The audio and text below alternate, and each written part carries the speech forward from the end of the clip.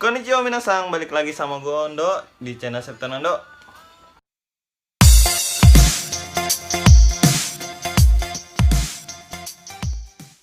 Oke, jadi di video kali ini gue bakal sharing gimana cara cepet buat ngomong pakai bahasa Jepang ke orang Jepang langsung. Jadi menurut gue selama gue belajar bahasa Jepang sampai sekarang, ini cara yang gue pakai buat bisa ngomong. Karena apa? Karena ini cara yang paling bagus sih menurut gue, yaitu dengan cara menghafal kotoba, bukan pola kalimat, bukan kanji gitu. Jadi kita ngapalin kosakata, ngapalin kotoba dalam bahasa Jepang. Karena apa? Karena orang Jepang sendiri mereka kebanyakan bisa ngerti ketika kita ngomong kosakatanya aja, ngomong yang ingin kita sampaikan gitu. Bukan pola kalimat kayak misalkan bla bla bla panjang kali lebar kali tinggi ya kan. Kadang bikin pusing gitu kan, kadang bikin mumet gini. Ataupun dalam penulisan kanji juga kan, itu kan kita dalam tes tertulis saja. Jadi tips ini dipakai buat teman-teman yang sekiranya kayak ujian mendengarkan ya. Kalau dalam bahasa Jepang itu kikitori ya kan, pemahaman, atau biar bisa cepat ngobrol sama orang Jepang kayak gitu. Jadi langsung aja ke caranya. Yaitu caranya pertama kita siapin dulu kertas ya kan, kertas kayak gini. Terus kalau gue biasanya nulis kata-katanya tuh pas di awal pelatihan tuh kayak gini. Jadi ada tulisan hiragananya, ada tulisan romajinya sama artinya. Dan sehari minimal 10 biar makin cepat hafal bahasa Jepang ya kan.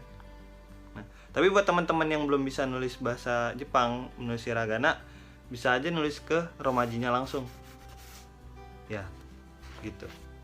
Jadi caranya adalah pertama kita udah nulis kosakata yang pengen kita hafalin ya kan. Yang kita hafalin apa tuh dalam sehari 10 itu ya kan.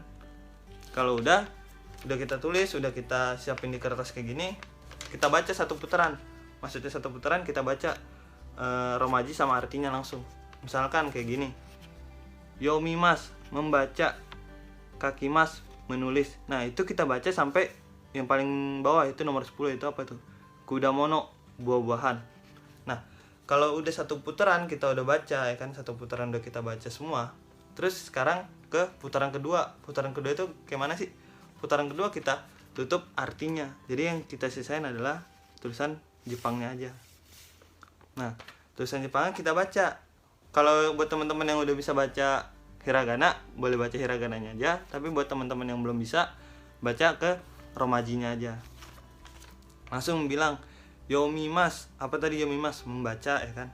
Terus kakimas, apa tadi kakimas? Menulis ya kan. Nah, kalau misalkan di pertengah perjalanan kalian atau teman-teman ada yang nggak hafal ya kan, misalkan apa nih? Yang tabemas apa ya tadi ya? Ya udah teman-teman nggak usah ragu buat buka ke lembaran yang dilipat tadi. Makan, tabemas makan. Lanjut ke nomimas sampai ke bawah gitu. Tapi dengan catatan teman-teman putaran kedua ini diulang lagi sekali lagi. Itu tanpa buat kata yang tadi yang lupa itu jangan dilihat lagi. Setelah putaran kedua masuk ke putaran ketiga, yaitu dengan melipat yang bahasa Jepangnya. Sekarang kita membaca yang bahasa Indonesianya.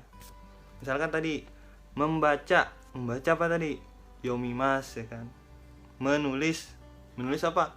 Tadi kakimas sampai paling bawah. Itu apa tadi? Buah-buahan. Ya kan? Buah-buahan apa? Kudamono. Nah, setelah udah dihafalin putaran ketiga ya kan. Nah, itu kertas hafalan ini terus dipelajarin, terus dihafalin, baik itu pagi mau itu siang. Nah, terus malamnya itu kalian minta tes ke salah satu rekan kalian atau salah satu keluarga kalian, mau itu abang kah, mau itu adik kah, mau itu mama kah, mau itu bapak kah. Jadi kalian minta bantuan mereka, yaitu tolong bacain dong gitu ya kan. Nah, tapi kan keluarga kita maupun rekan kita kan nggak belajar bahasa Jepang kan, cuma membantuin kita biar bisa bahasa Jepang. Jadi kalian minta bantuan mereka itu bilang, tolong baca yang romaji, ya tolong baca yang bahasa tulisan alfabetnya aja gitu. Alfabet aja yang ini ya kan, romaji sama artinya. Nah, kasih saran juga mereka mau baca yang mana, kan bingung romaji atau artinya. Nah, buat teman-teman, saran saya diurut aja dulu. Misalkan minta bantuan papa atau mamanya baca yang ini bahasa Jepangnya. Nah, kalian baca, kalian mengartikannya, ya kan? Misalkan papanya begini kan. Nah, Pak baca yang ini aja, ya kan? Nah, ntar papa lihat artinya benar apa enggak. Kalau benar, lanjut ke bawah, seperti itu.